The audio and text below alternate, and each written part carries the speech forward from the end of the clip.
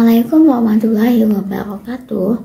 Perkenalkan, saya Ronsa Zahra Arti dari jurusan Administrasi Publik, Fakultas Ilmu Sosial dan Ilmu Politik, Universitas Sriwijaya dengan NIM 07111182429052. Di video ini saya akan membahas suatu topik yang penting dalam dunia perbisnisan, yaitu hukum dagang, yang dimana sudah saya ringkas menjadi 6 poin penting, yaitu poin pertama mengenai pengertiannya. Apa sih sebenarnya pengertian hukum dagang itu? Berdasarkan buku Hukum Dagang karyanya Ibu Dr. Anda Miske, hukum dagang itu bagian dari hukum perdana yang mengatur tentang badan usaha, pengusaha, dan semua kegiatan ekonomi yang terjadi antara pengusaha atau konsumen.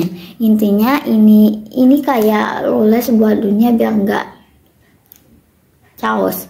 Simpelnya ini tuh kayak panduan biar bisnis nggak cuma untung tapi juga legal dan nggak ngerugiin orang lain. Jadi kalau kalian mau buka usaha, wajib hukumnya ngerti aturan ini. Poin kedua mengenai sejarah singkatnya. Jadi hukum dagang itu punya sejarah panjang. Dulu pada zaman Romawi udah ada aturan yang mirip sama hukum dagang buat ngatur perdagangan antar wilayah. Terus pas abad pertengahan muncul tuh perkumpulan perdagangan di Eropa. Mereka bikin aturan sendiri buat ngatur kegiatan dagang antar anggota.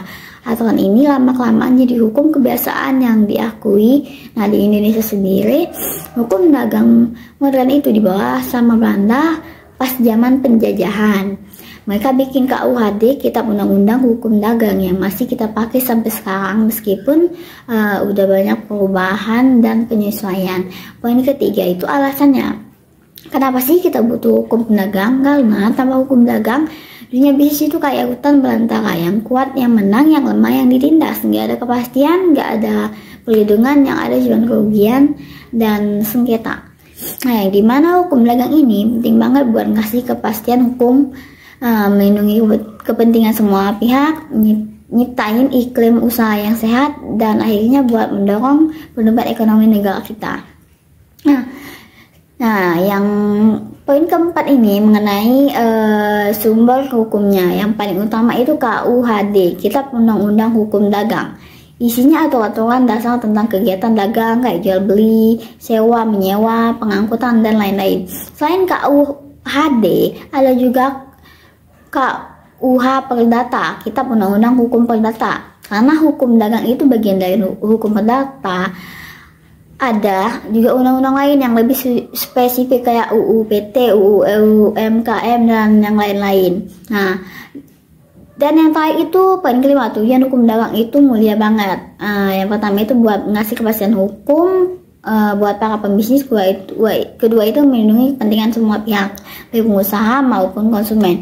Yang ketiga itu menciptakan iklim usaha yang kondusif dan positif. Yang keempat itu mendorong pertumbuhan ekonomi negara. Intinya hukum dagang itu membuat bisnis lancar, aman, dan adil buat semua orang. Nah, serta poin terakhir, siapa aja sih sebenarnya yang wajib taat sama aturan dagang? Nah, jawabannya itu yang terlibat dalam kegiatan perdagangan, baik itu orang perorangan atau badan hukum. Contohnya, orang jualan thrift shop di TikTok juga kena hukum dagang. Intinya semua yang berurusan dengan bisnis ya wajib mengerti hukum dagang.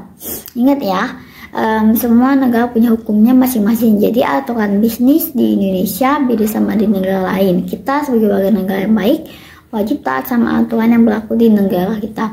Oke, mungkin segitu saja pembahasan saya mengenai hukum dagang, mulai dari pengertian, sejarah, sumber, tujuan, sampai apa saja yang wajib ditaati. Semoga video ini bermanfaat bagi kalian semua.